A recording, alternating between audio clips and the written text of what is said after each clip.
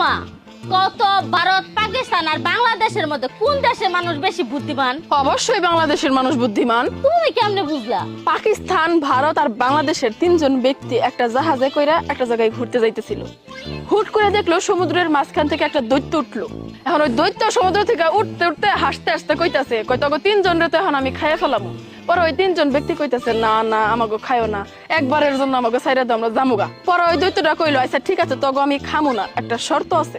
ওর ওই তিনজন লোক জিজ্ঞেস করলো, কি শর্ত?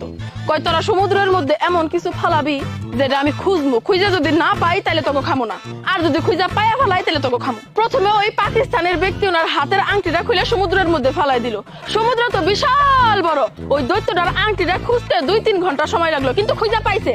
খুঁজা পাওয়ার পর ওই পাকিস্তানি ব্যক্তিটারে খাই ফেলাই। এখন ওই ইন্ডিয়ার লোকের পালা। ওই ইন্ডিয়ার লোকে ভাইবা চিন্তা একটা সেফটি পিন ওই সমুদ্রের মধ্যে ফালাই দিল।